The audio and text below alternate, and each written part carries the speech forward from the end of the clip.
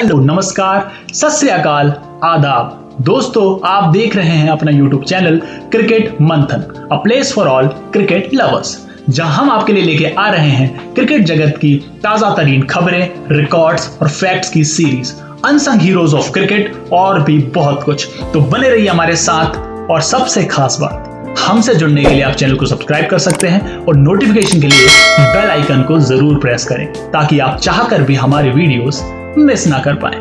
तो चलिए, देर किस बात की, चलिए आपको पिच पर लेके चलते हैं। जैसा कि आपको पता है, आईपीएल का बिगुल बज चुका है, लेकिन क्या आप जानते हैं आईपीएल की शुरुआत कैसे हुई?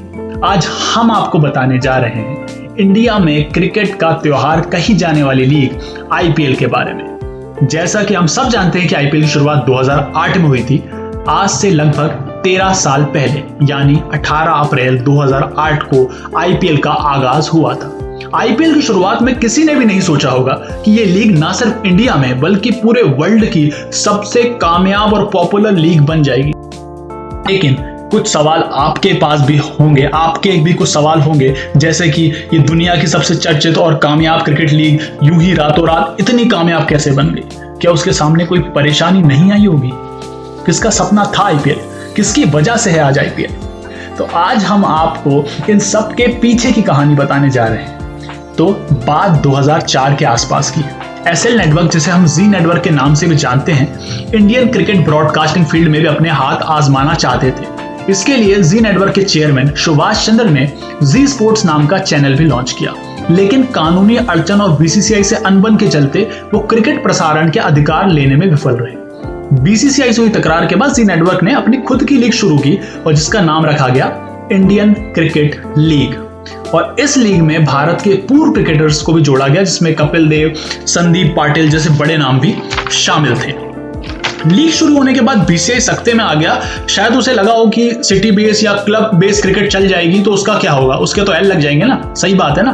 तो ऐसे में बीसीसीआई ने आईसीएल को क्रिकेट लीग ना मानते हुए आईसीएल में खेल रहे खिलाड़ियों के अंतरराष्ट्रीय क्रिकेट में खेलने पर रोक लगा दी और इस लीग को एक टाइगर क्रिकेट बागी क्रिकेट लीग का नाम दे दिया गया।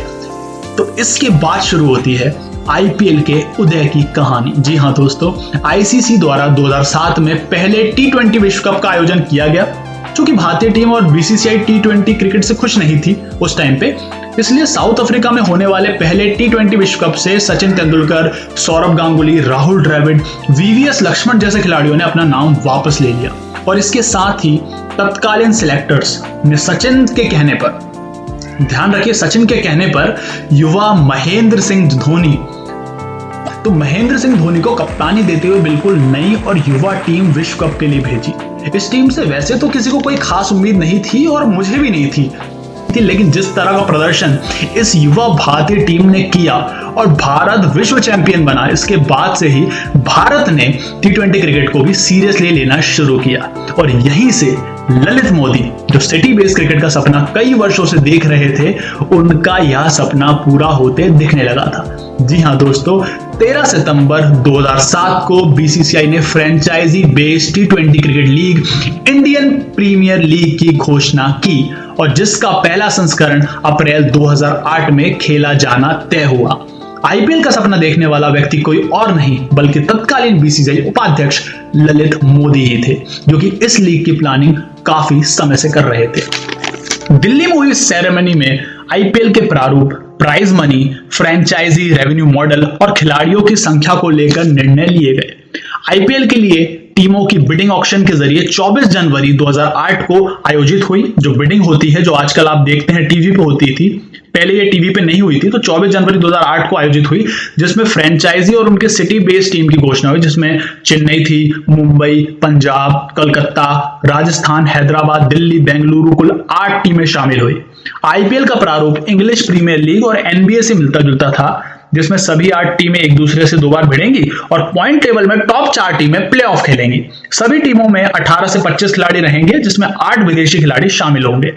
टीम अपनी प्लेइंग 11 में अधिकतम 4 विदेशी खिलाड़ियों को शामिल कर सकती है। ये रूल अभी भी चल रहा है। चलिए, तो ये रही अपने आईपीएल की शुरुआत की बात, और कुछ इससे पहले अड़चने भी आई जिसमें जैसे बीसीसीआई और टेलीविजन और न्यूज चैनल के बीच विवाद चला, वो हम उसके बारे में जरूर बात करें। काफी लोगों को ये चीज पता नहीं है। तो क्या हुआ था, 18 अप्रैल से आईपीएल का आगाज होना था, लेकिन एक दिन पहले तक बीसीसीआई और टेलीविजन न्यूज चैनल के बीच आईपीएल के मैचेस की न्यूज को टेलीकास्ट को लेकर विवाद चल रहा था, कि जिसमें सभी न्यूज चैनल ने आईपीएल की न्यूज को बॉयकॉट कर दिया था। इसके बाद 17 अप्रैल को बीसीसीआई ऑफिशियल्स और न्यूज चैनल के बीच हुई बैठक में निर्णय लिया गया कि एक तय पैमाने पर न्यूज चैनल्स आईपीएल की कवरेज अपने चैनल्स पर दिखा सकते हैं। तो चलो ठीक है, ये बात तो हो गई।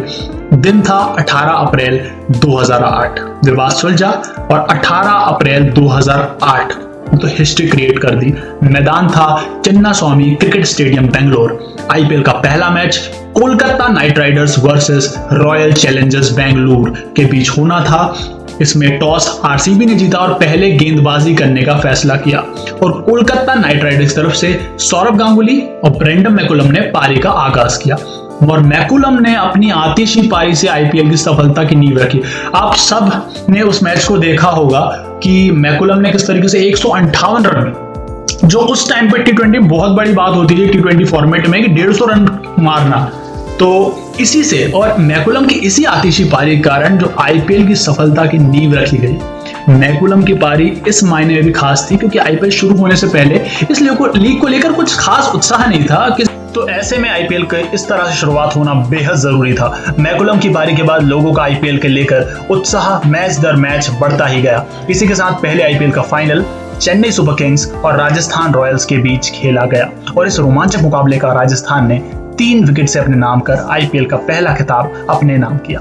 आईपीएल की लोकप्रियता साल दर साल बढ़ती ही गई, और आप इसका अंदाजा इसी से लगा सकते हैं कि 2020 सीजन जो कोरोना काल में यूएई में खेला गया था, वो आईपीएल के इतिहास का अब तक का सबसे ज्यादा लोगों द्वारा देखा गया संस्करण था।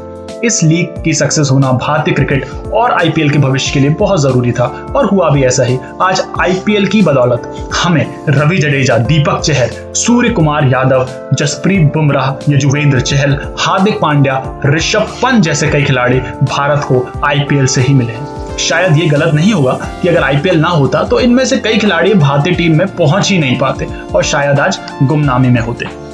तो ये रही आईपीएल की कहानी मेरे यानी विवेक की जुबानी।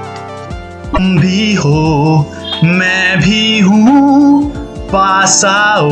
अरे ना, इस बार पास नहीं आना है, सामाजिक दूरी से कोविड को हराना है। तो इसी मैसेज के साथ क्रिकेट मंथन आप सभी से अलविदा कहता है। मिलते हैं अगली बार, तब तक के लिए टाटा बाय बाय, शुक्रिया।